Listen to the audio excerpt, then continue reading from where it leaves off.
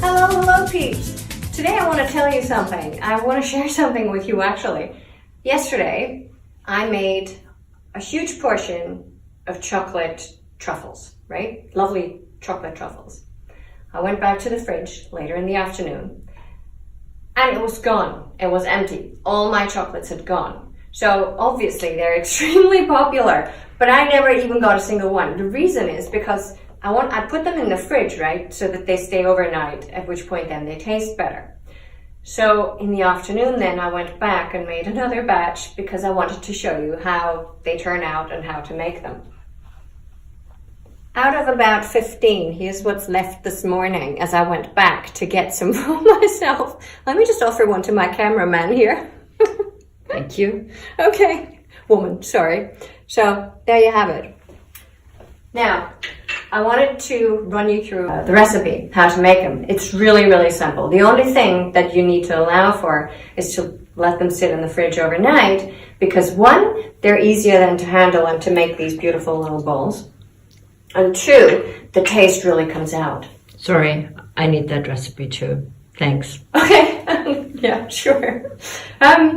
So we start out with about 10 tablespoons of raw cocoa powder. And I use the raw cocoa powder. I use the organic kind. I don't skimp out on that powder.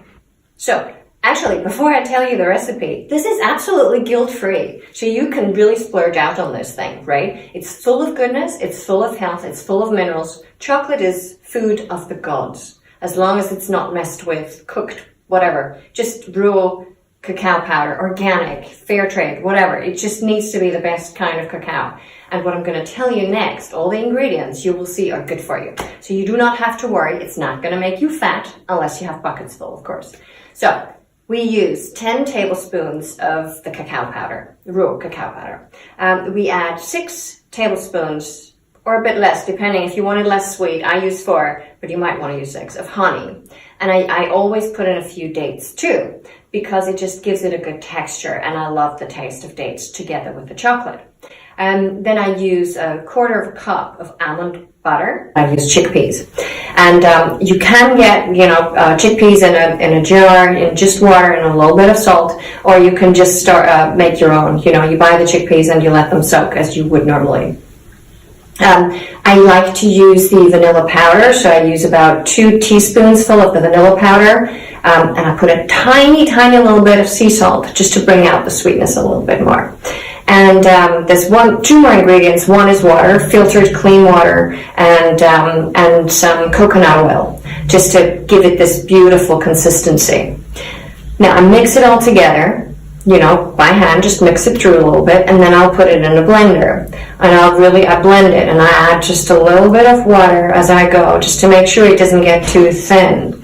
Now, with the coconut oil, what you will achieve is putting it in, is when you put it in the fridge and let it sit overnight. First of all, the ingredients are just they're just going to fuse and it's beautiful. But second of all, it makes the chocolate a little bit harder. And then you can start to form these balls, like so. And the way to do it is you put on a surface, you just put some cacao powder and you make little balls. You just take it out with a spoon and you just roll them and make them into these shapes.